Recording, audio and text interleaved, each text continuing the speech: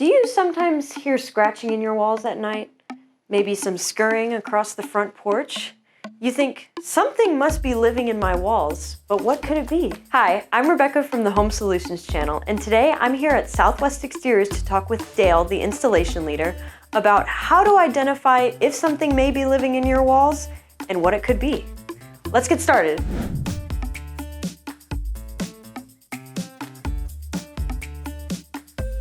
Today I'm sitting here with Dale, who is the installation leader at Southwest Exteriors, and we're going to talk about what happens if you think you might have some creepy crawlies in your siding.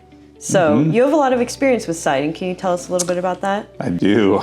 Yeah, I've been doing windows, doors, siding most of my life, and I think that obviously uninvited guests into your home are not the best thing that you could possibly have. There's definitely steps you need to take to kind of get them out of your lives and homes as quickly as possible so they don't end up causing damage or further issues down the line. So maybe I'm walking around my house, whatever, someone points it out.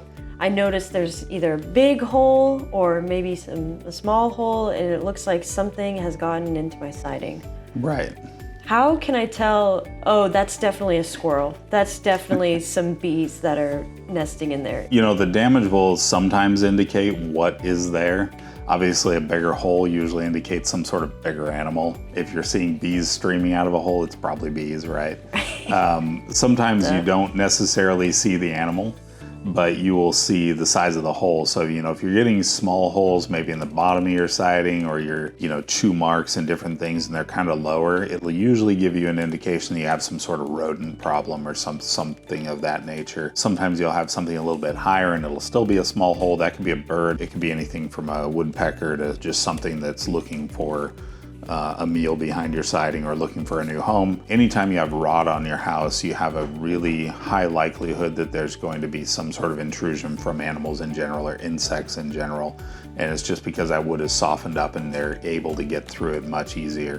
Things like raccoons and possums and larger animals of that type, they will actually go and they'll pull pieces of wood off and they'll dig and they'll do things that are pretty destructive. And then once they're in your house, you can have any number of issues with them being inside. And obviously it can be an interesting experience to say the least. So you want to have that addressed as soon as possible. So.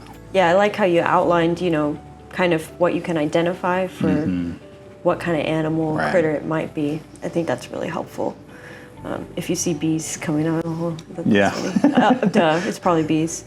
Well, Dale, thank you so much for taking the time to sit down with me and just share your knowledge on all of these topics. I really appreciate it. Oh, absolutely. Yeah, I enjoy sharing that knowledge that I built over years, and I want everybody to know as much as they possibly can before they do take any action on their homes. So, yeah, my pleasure. So hopefully we've helped someone out there today.